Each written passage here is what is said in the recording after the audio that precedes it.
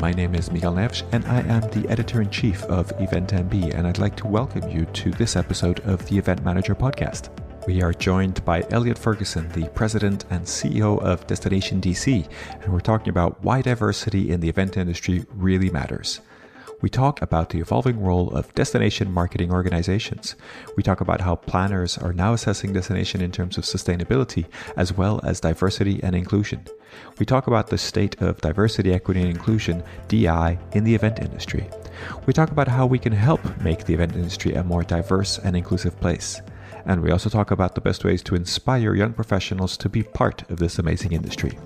I hope you enjoy this episode of the Event Manager podcast, and don't forget to subscribe to the podcast wherever you get your podcasts, and maybe even leave a review.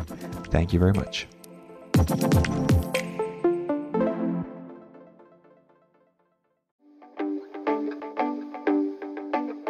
Now for a word from our sponsors, PHL Life Sciences, a division of the Philadelphia Convention and Visitors Bureau. Host your convention or trade show in Philadelphia, one of America's leading life sciences hubs. PHL Life Sciences, the first and only CVB division of its kind, will connect you to the professionals at the forefront of your industry and to a culture you can only find in Philadelphia. A city known for its rich history that's forging a bright future, Philadelphia challenges the expected and defies convention. A world of discovery is waiting. Visit phlife.com to learn more.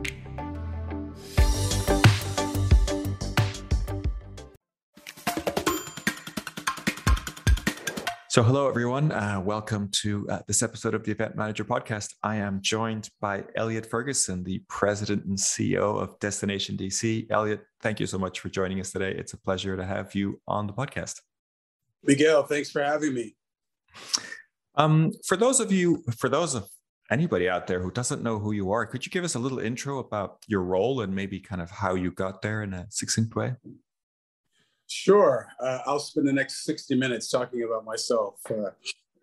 No. Well, again, I work for Destination DC, which is a destination management organization for Washington. We do represent Maryland and Virginia, but it's mostly DC first. I've been in the industry for 30 years, and I've been with Destination DC for 20 years and been CEO for about 12 of those years. Really focusing on all things tied to economic development through tourism, hospitality, and conventions and meetings. Fantastic. And what was your role before that, if you don't mind me asking that? The 10 years previous, what was your path? I spent 10 years with the Atlanta Convention and Visitors Bureau, starting off in citywide convention sales, leaving as vice president. And I really need to start, it's actually now 32 years because I spent 2 years in Savannah with the Convention and Visitors Bureau there in sales, a small town in Georgia that has a really amazing story to tell and a great destination. Great. So you're definitely an expert when it comes to DMOs and all that side of the business. So I really wanted to start there. I think, the pandemic is something we can't avoid, and I don't want to make this whole episode about the pandemic, but I'm really interested in your view about how the pandemic has maybe changed the role of DMOs, or maybe it hasn't. But I know that, you've told me before that if I ask you one thing 1 week during the pandemic, it might be different from the next week. And how does that really affected how you do business and how you really market a destination?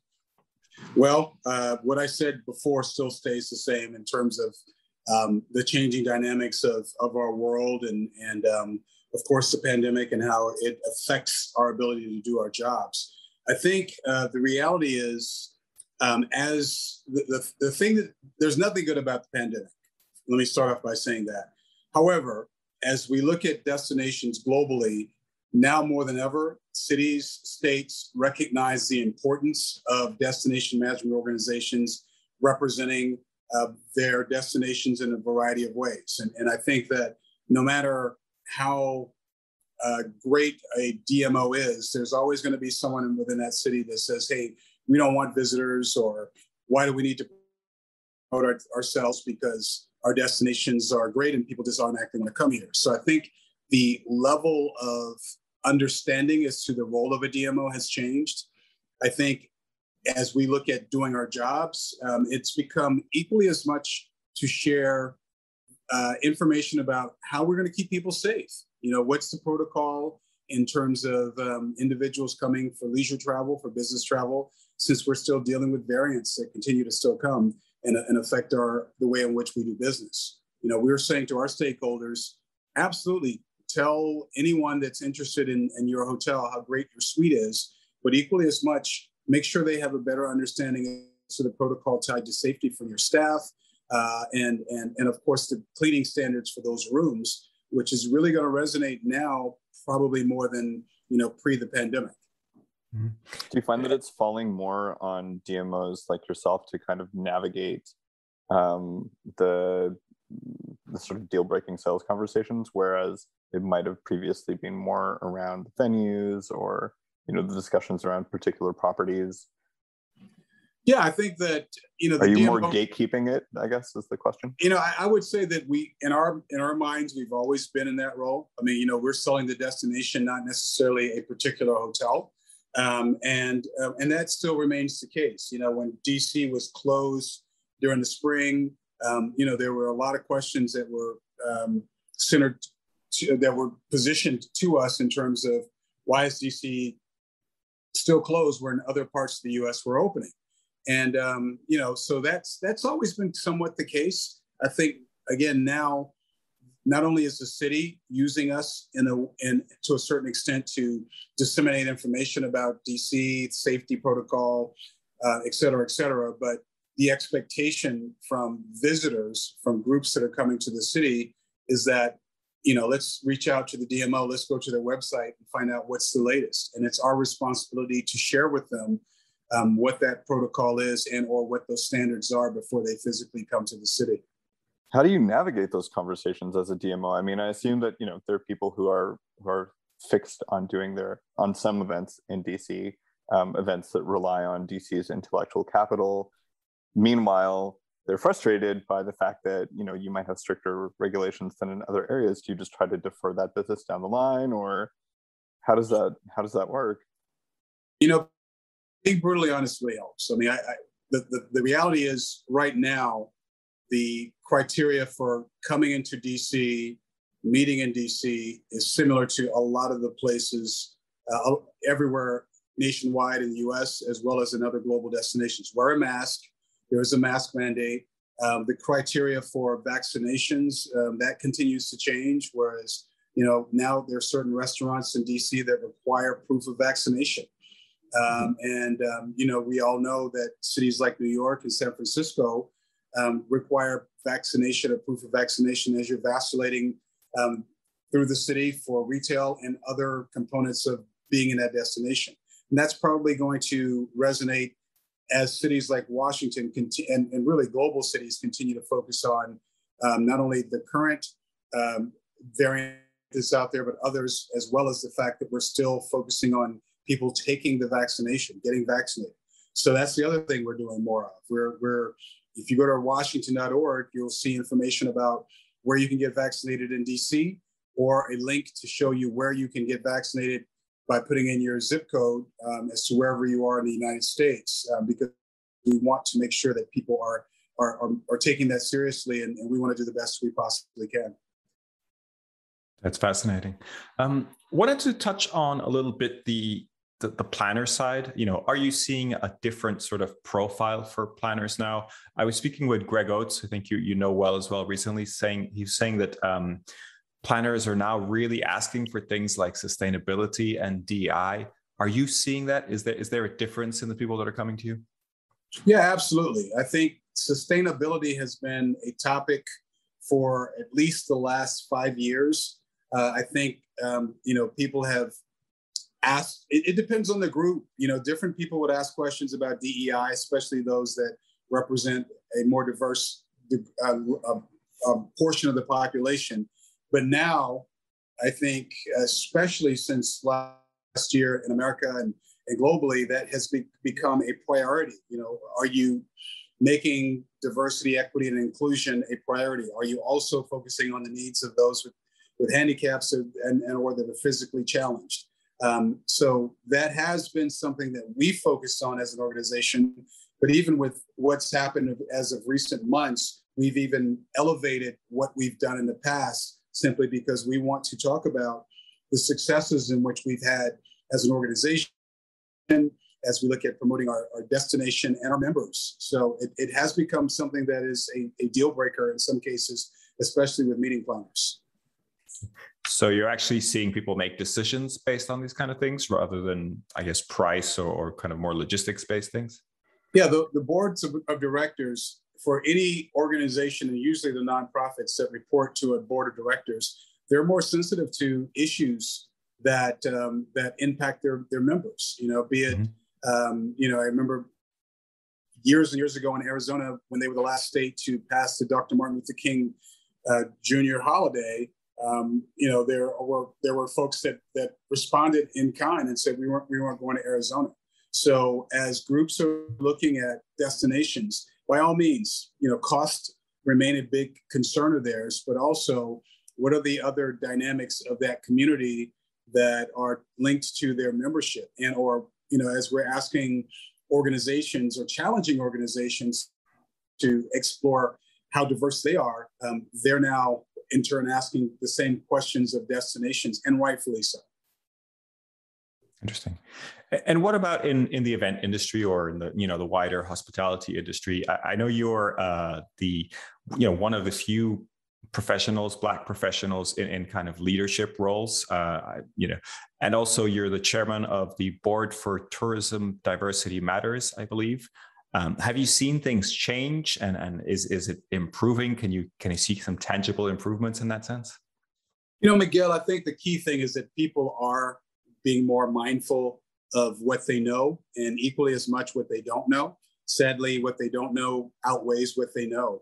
And we're challenging them to understand some of the deficiencies that exist in their industry, in their boards, in their staffing, how they market their destinations, simply because if you really want to be a part of the current way in which destinations promote themselves, you've got to really pay attention to things that perhaps you haven't before.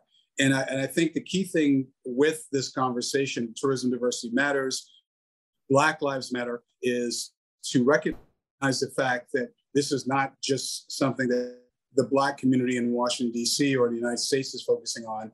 These are American issues, and it's more than, so it's not just about the Black community. But as we talk about Black Lives Matter, it's such a different and unique conversation than DEI, simply because of the history that America has with the Black community here. So yeah, we're seeing organizations ask more questions. They're being more purposeful. The purpose of Tourism Diversity Matters is to help those organizations that mean well or think they are on the right track, or perhaps not even aware of the fact that they're not paying attention to what's happening with the reckoning tied to this particular subject, and make sure that they make this a priority, because they're going to lose out in the long run if they don't. I think that's really interesting. Can you maybe elaborate on some of the, like, in practical terms, what are some of the biggest opportunities for these organizations to make, like, material changes? Like, how could they put into practice some of the advice that would be conferred? Yeah, absolutely. It starts with your staff and looking at the dynamics of the team that you have hired. If you don't see the diversity there, it's a problem. If your team is, if you have, you referenced in the beginning that I'm one of really 9 CEOs that run destination management organizations in the US, and there are well over 700 in the US. That's a problem. And but not only is it a problem from the standpoint that we are truly a minority, but it's also from the standpoint of the opportunity to move up within the industry, which exists. So it's really more of an opportunity for us to educate and elevate their sense of awareness. People are not interested, or perhaps they show less interest on things that are not specifically affecting them. What they're not realizing is that not focusing on diversity, not having an understanding as to what needs to happen within your organization, be it the LGBTQ community, the Native American, the Asian community, what's been happening within the Asian community in the last 18 months in the United States. How are you addressing this with your team? How does your board of directors look as we talk about diversity? If it's not a diverse board, then there's probably not going to be a diverse level of ideas coming from that board of directors. How does your marketing look? Who's impacting how you market your product or your destination? Because what's happening is that if you don't have that diversity, I always focus on the 60s where there were tons of men in advertising roles making decisions as to products for women. And, how short-sighted was it for a bunch of men to sit around and talk about these products and put out these ads? And arguably for the time, it was successful because women had no option. But today, if you're that short-sighted, then you're going to lose out in the long run. And if you don't have that diversity at the table assisting you and paying it and looking at your marketing, looking at your advertising, looking at your team as a whole, then arguably you're not going to be as successful. And the last thing is there has been, data has proven, and there's studies that show that diverse organizations are more effective, they're more profitable, the employees are happier. So our job and our role is to educate and to elevate their sense of why this is important, because otherwise people will think that we're not talking about them, which is usually the case. And that's the problem. Yeah, I think that's really good advice. Are you ready to celebrate your successes in the world of meetings and events? The Skift Meetings Awards are back for 2024, recognizing the most innovative business events companies across 15 categories, and we want you to be a part of it. Winners will feature on Skift Meetings, sending a clear signal to events professionals around the world that these are partners they can rely on. The final deadline for submissions is June 11th. We encourage you to start your submission today to secure the best entry rates. For more information and to start your submission, head to live.skift.com. I wondered if you could say something about what events can do. Anybody organizing an event, and particularly bringing events to a place like DC. Is there something that, are there messages that can help? Are there ways that they can educate people through events that can really help this in a more kind of wider perspective? Well, I think that, and you mentioned DC, DC is a diverse town. It was for a long time largely large Black population more than any other. That it's more diverse today. But even as you look at the Black population here, we're not all Black people from America. We're Black people that have migrated from all over the world that live in DC, which represents diversity within itself. So we're going to share and showcase DC through that perspective to groups that are looking at coming into the city. We're going to share with them, one of the biggest misnomers that's tied to a population visiting is that when the Chinese visit Washington, they want to go to Chinese restaurants. And I guarantee you, although they probably want to see how the Chinese community is represented in Washington, D.C., it's not top of mind to eat Chinese food while they're in America. It's top of mind to have the American experience. Are groups thinking along those lines? Are our members thinking along those lines as we go about promoting our destination? So we advocate and help groups to understand what we have to offer as a destination, and also to understand, especially with the international community coming for conventions, their interest in the African American Museum of History and Culture, which is the latest Smithsonian, is not tied to the color of their skin per se. It's, because in America, they think that these things are built for the Black community versus recognizing that they're built to educate everyone. I'm not saying all of America is like that, but that's more a common thread than anything else. Whereas international communities come in because they want to learn more about the African American experience or the Holocaust or other things, and how we position those unfortunate things that have happened in history through our culture and through our museums. So it's our goal to educate those that are looking at bringing events to the city as to how to successfully have events and do meetings in Washington. And I imagine that is something that comes through in the marketing that you do and the actions that you do. Is DEI always top of mind in those actions that you take? Well, yeah, absolutely. And I think that, it's funny you should ask that. At the end of, or early in 2020, we have an amazing campaign that represents the diversity of Washington, D.C. And there was, everyone's on lockdown. Everyone's got plenty of time. And there was a Washingtonian that lives in Texas that looked at an ad that showed a Latino a Asian woman and a white woman, and it talked about Experience the Real DC. But what they did not see is the entire series of the ads that also represented other cultural groups. And so that created a chat that, because everybody's at home, it spiraled into this big conversation about how we're not doing enough to promote DC's diversity. And then, of course, when we showed them the whole spectrum of the advertising campaign, they said, okay, I get it now. Oops, we jumped the gun. So, and it didn't mean that we dismissed that person's sense of understanding of what we're trying to do. It was an opportunity for us to educate them, but also an opportunity for us to say, okay, well, what can we do differently? And in some cases, there's nothing we can do differently because we're not, we are promoting all aspects of this destination. And this happens to be a very international destination, and we're proud of that. And it's not about diluting the fact that for a long time, and even today, DC has been known as Chocolate City because of the large Black population here. Very interesting. I wanted to change the conversation a little bit and kind of start wrapping up. I want to talk about young leaders and how do we get young leaders to kind of get involved in the industry. The industry has suffered quite a bit of brain drain in the last 18 months or so. A lot of people sadly have left the industry. So I think it's really important that we start to get fresh blood in the industry to get people excited about the industry again. Do you have any advice on what we could do as an industry and in our own kind of roles? I think about this all the time because I realized that when I entered this industry 32 years ago, we had an image problem. The perception that I had of a convention and visitors bureau or hospitality was working in a hotel or working in a restaurant.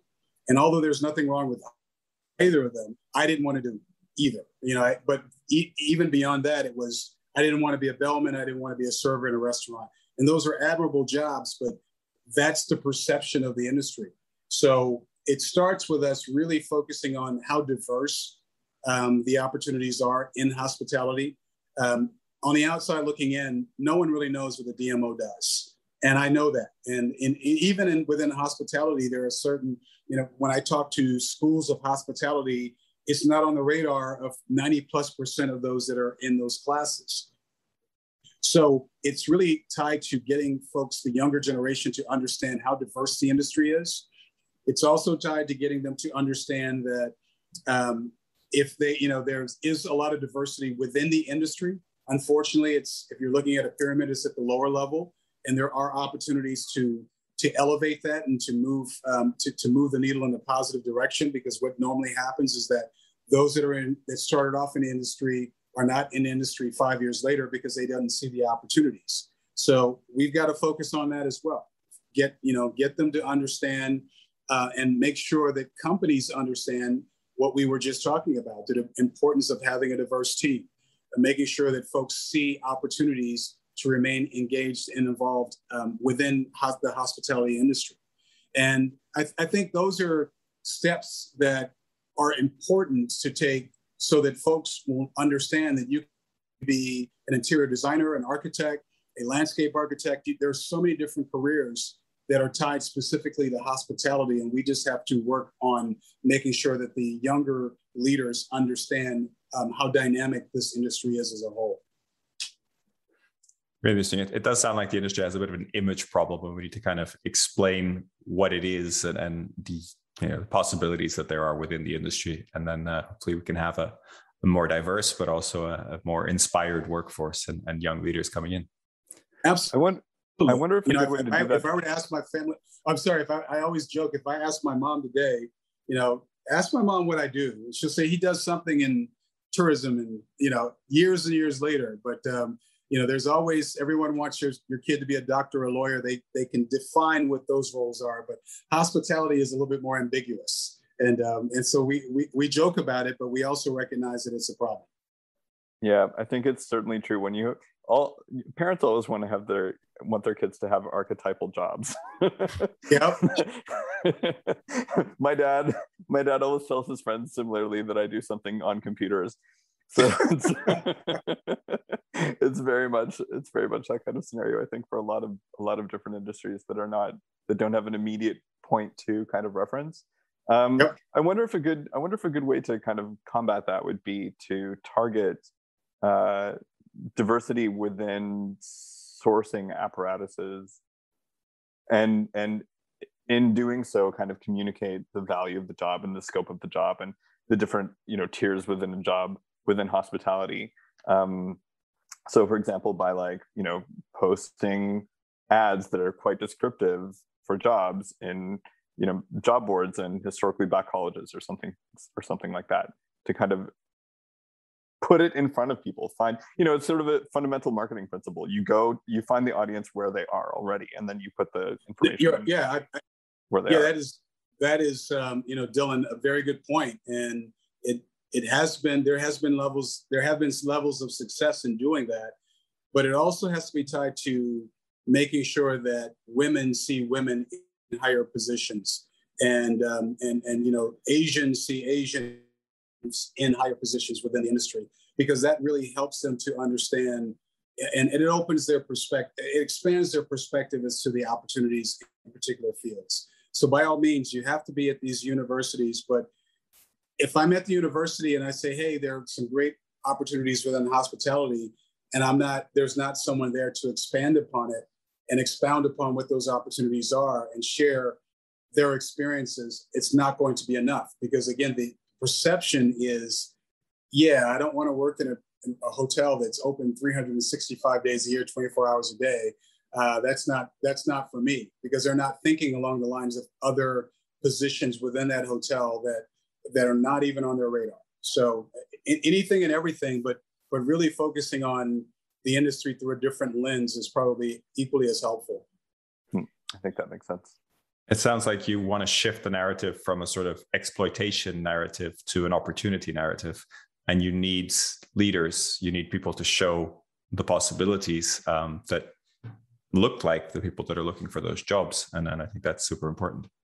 That is exactly right. Even IT, as we were talking about earlier, and you name it, every position in between, kids that are in school for accounting, there are great career fields and roles in companies that own hotels, but usually they think that Marriott owns all Marriott hotels. I'm like, no, they own probably less than 5% of the hotels that have their names. So that lesson expands their horizons as to what opportunities exist that are not even on their radar.